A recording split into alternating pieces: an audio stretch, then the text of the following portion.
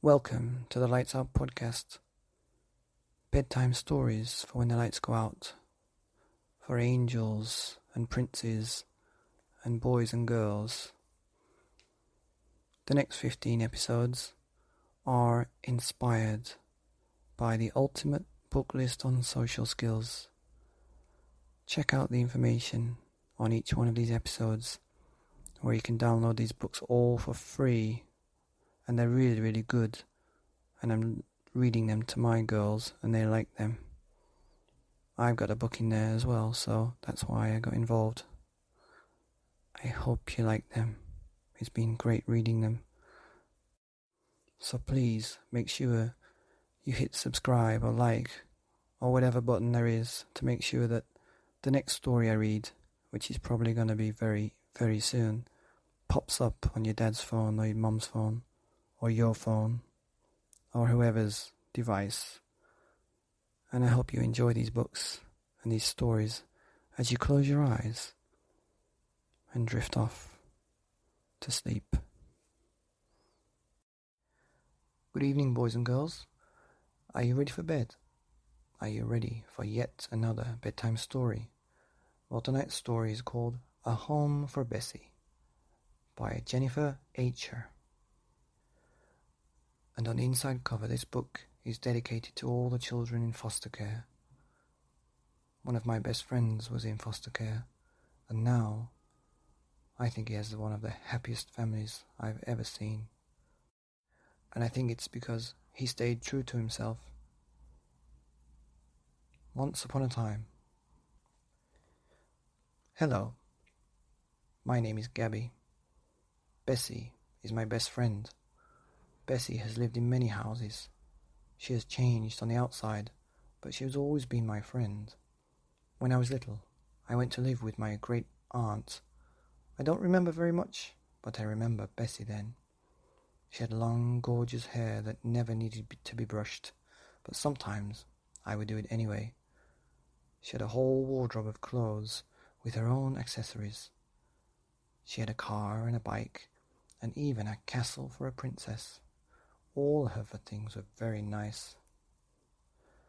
When my aunt died, I went to live with a family that had lots of kids all the time. I was told it would be temporary. My bed was in a room with other girls, and I tried not to cry. No one likes a crybaby. That's what the girls said. The first thing they did was sell Bessie and her things. They told me there were too many of us for such fancy toys, and I had to share the broken ones with all the other girls. We pretended we had a dollhouse from some bits of leftover wood and a baby cradle, a real one. I got a forgotten doll to be Bessie. She was small, but whole and beautiful. I came home from school one day, and one of the boys had taken her apart. Some other things had happened, and we all left that house soon afterwards. Our social workers said there were so many of us, we had to stay at the group home for a while. It wasn't so bad there. Now I know it's called an orphanage, but we just called it a home. I was able to build Bessie a pretty good house. One of the workers kept a cat. She had a tower, so we used that. People donated dolls, so I used pieces to bring her back to how I remembered her. At least a little bit. The other girls would bring their friends to play in her house too.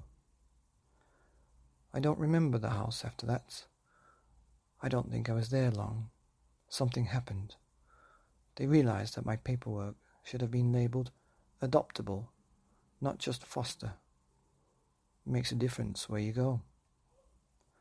The next house was supposed to be the lucky one, where kids like me would stay forever. There were only 2 foster kids, but the people who lived there had their own kids, and they were mean to us. Their daughter liked to take whatever we had and say it was hers. She took Bessie and the house 3 times.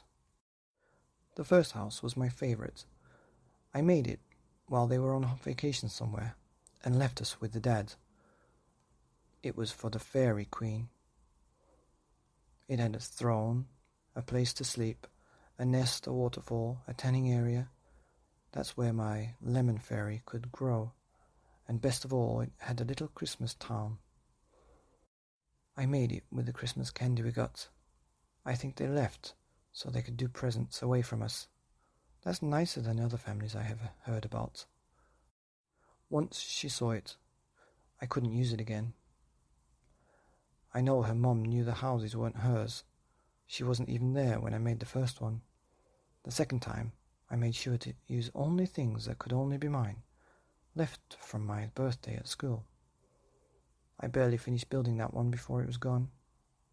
The third time, I made sure the house was built all from the trash. My dolls were less like dolls now. The mum always had lots of wine around, so I used the corks last time. I don't think that's what made her mad. This time, I found styrofoam. I was trying to be transparent. My house was clear. I remembered a song about glass houses, but I didn't get it. She took it away to give to her precious daughter again. That was when I made Bessie one piece, small enough to fit into my pocket.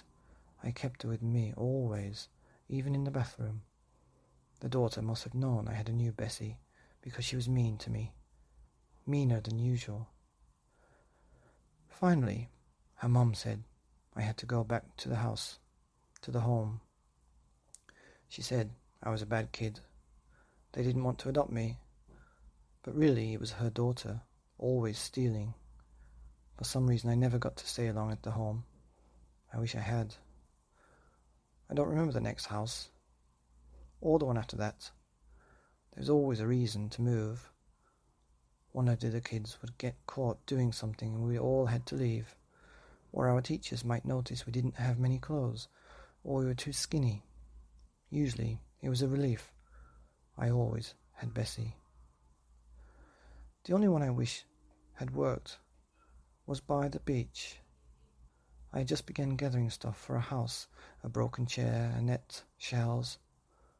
But it didn't work out, and they sent us back to the home.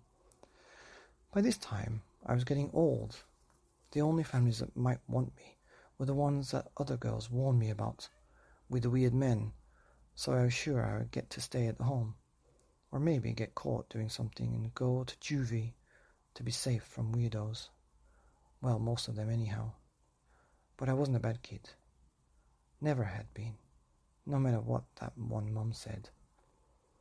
So I was surprised one Christmas when I was told I was going to a house by myself, not to a family, but to an older woman.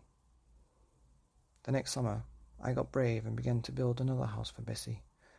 I realized the old woman wasn't going to take it, and Bessie was resilient. She could always leave.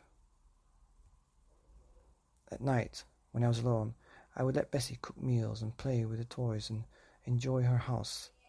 I even made her bunk beds in case she wanted to have some friends over. They had to stay in the little attic though. The white-haired lady asked me if I wanted the real dolls, but I said no. I was tired of people taking Bessie.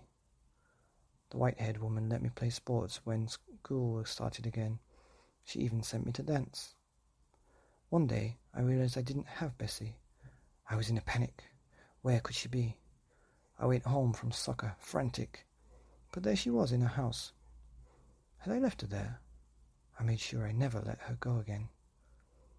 Another year went by, and another Christmas was coming. The white-haired lady asked if I wanted a new dollhouse, but I said mine was just fine. I made improvements from time to time, and I took out the toilet, added a rug. I was shocked. I had been at the house for 2 whole years. Christmas morning I woke up, and there in my dollhouse was another Bessie. No, it looked like Bessie, but it was older. The white-haired doll had a note. Stay. I turned and looked at the door to my room. The woman stood there waiting. She asked if I would like to be adopted. I gave her a big hug and said yes. I got Bessie out of my pocket and put her in the house with the doll, and I started to cry. Bessie had a home and a family at last. The end.